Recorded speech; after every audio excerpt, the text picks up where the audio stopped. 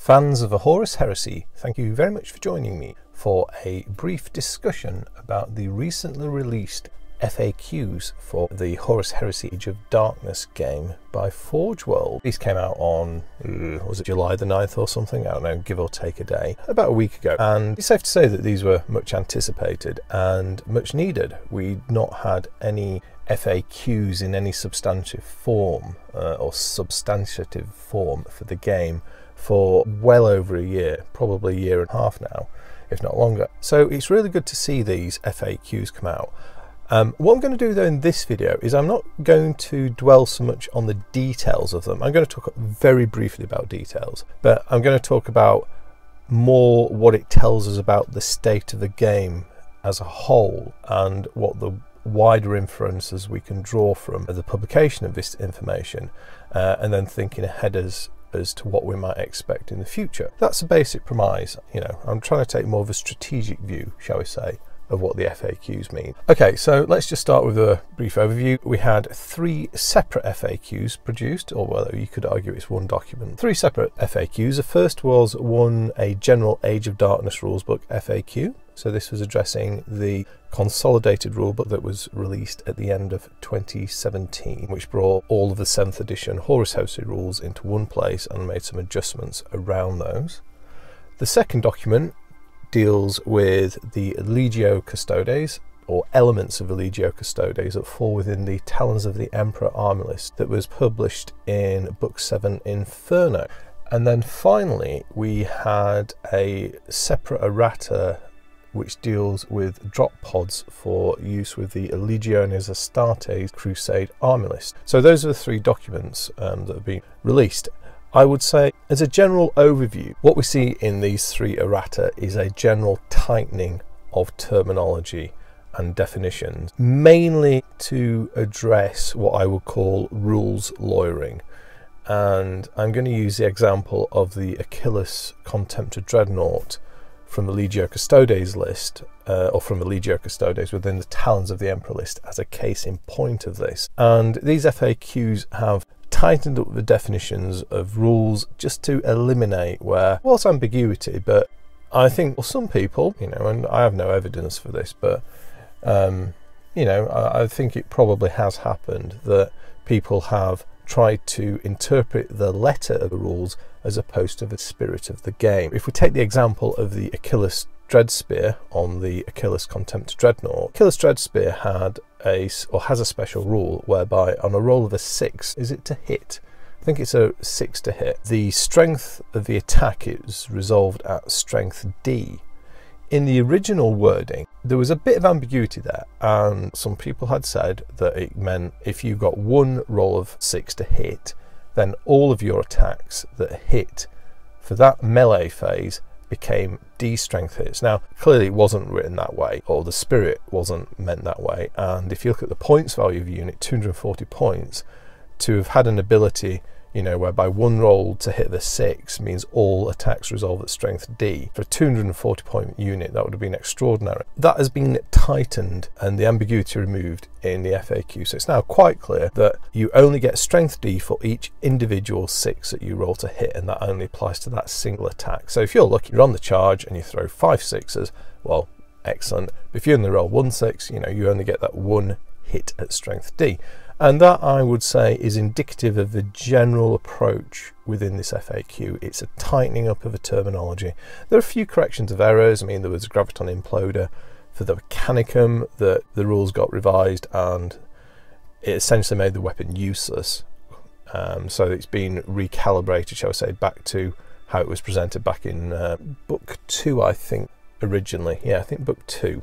That's all good stuff, and I think the drop pod FAQ is kind of paving the way for the re-release of the Dreadnought drop pod as well. There's some adjustments there. A few nice tweaks in the Custodes section. Only 1 points value adjustment, as far as I'm aware, on one of the weapon options for the jet bikes. Other than that, it's just minor adjustments. I mean, the Tribune character has lost the Super Cheese combo of being able to have Presidium Shield and a Cyber Familiar, giving him the most ridiculously strong armor save in the entire game. In effect, better than a 2+ invulnerable save. Astonishing that was. So that's also welcome as well.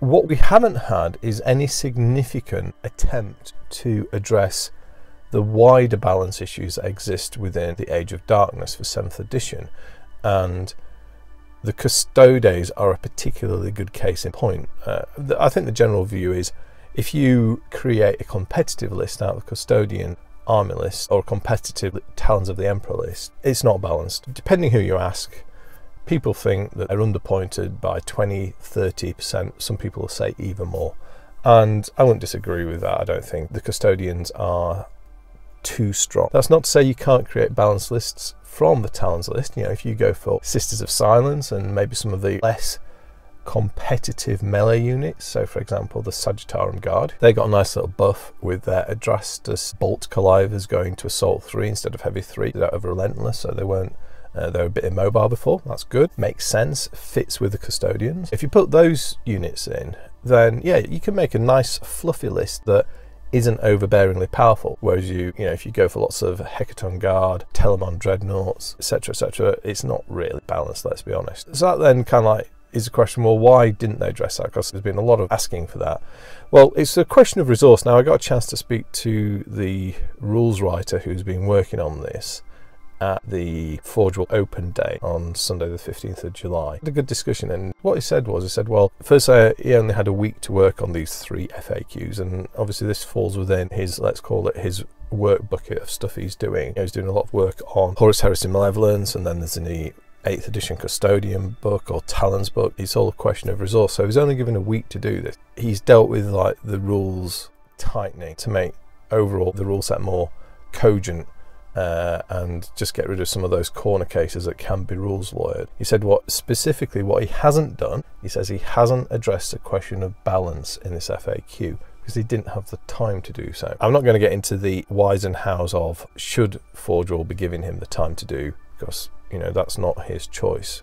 You know, he's a writer, he's not a commercial product lead, he's not a range manager. Yeah, so that makes sense, and it kind of, to me, understanding that and hearing that viewpoint makes sense of why we've got a set of FAQs but we haven't got a set of revised points values for, in particular, the Talons of the Emperor. I think in general the Heresy game is reasonably well balanced. I mean, there's always corner cases, and you know, you can make very nasty lists out of Solar Auxilia if you choose to do so. Likewise with Mechanicum. So for armies that don't push the limits too much and, you know, try and be overly competitive, I think the Legiones Astartes, the Solar Auxilia, the Mechanicum are pretty well balanced, and the Militia are less well balanced, but they're a slightly different force in terms of what they're there for.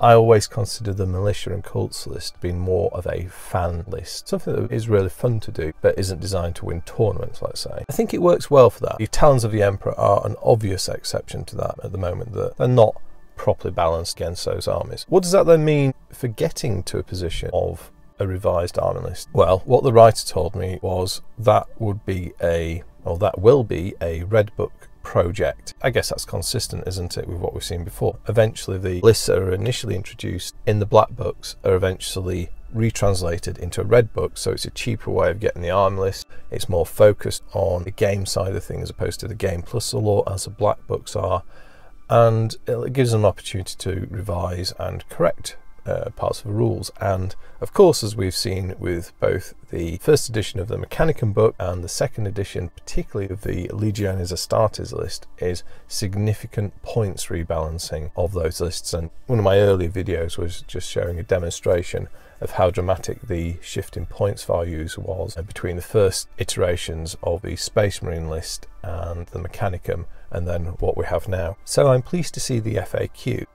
And while the Talons of the Emperor are still a problem overall game balance, I guess I understand why we've not got a full revision of the army list yet. And basically it comes back to the situation that Forge World has with the writing resource and the fallout, sad and untimely passing away of Alan Bligh. We are still in a world of that game where that hasn't stopped affecting what we're seeing in terms of what Forge World can release. So I think as a group of gamers, I think it's important to understand that.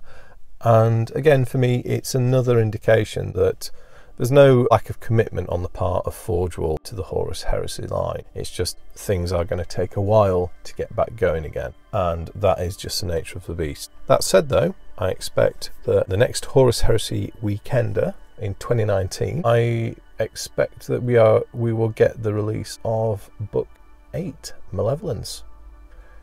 That is my top tip at the moment. I don't think we'll see it beforehand. I think we'll see it then. I just thought I'd share these thoughts and observations, and also just feedback to you all what the writer told me about the current position, the reasons for doing the FAQ in the way it was done, and why they've not yet tackled the question of game balance for the custodians. Now, you can argue that you could do this much more quickly, and you could. You could easily adjust points values on the custodian troops, the ones that aren't balanced at the moment. You know, things like the Telemon Dreadnought, you know, stick another 30 to 50 points on it, and custodian guard are too cheap, etc, etc. You can make those adjustments, and you could argue, well, it's not a big piece of work, but of course, if Forge World is then to produce it, it has to be a commercially viable product, and they've then got to stand by what they produce, and obviously manage the community response to that. And if they don't do it to their own standards, or however they internally do these things, and they miss something, then obviously that's going to come back and bite them. I think that's where they are. And for me, you know, I'm sanguine about the way the Heresy is going, and I think we will continue to see Heresy products for quite some time yet as an active line for development. I think they'll probably certainly go to 10 books, and there's nothing to stop them going to 12. I think they've got loads of material, and I think as long as it continues to be successful, I think they'll continue to develop it. So I thought I'd share those thoughts and observations about the recently released FAQ for the Age of Darkness game. Those are my thoughts. What are your thoughts? Have you picked up on anything else that's been said by members of the design studio about the development of the game? I say I'm sanguine, and when I say I'm sanguine, it's not just the development, it's the whole last chance to buy thing. They handled the communication poorly to start with. You know, for me, I've put 2 and 2 together, I can see what they're doing, and it's not some big annihilation of the Horus Heresy game range.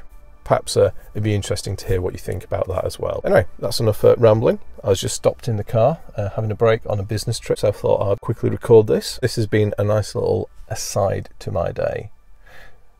But other than that, I'd just like to say thank you very much for watching. I'll speak to you next time, and goodbye.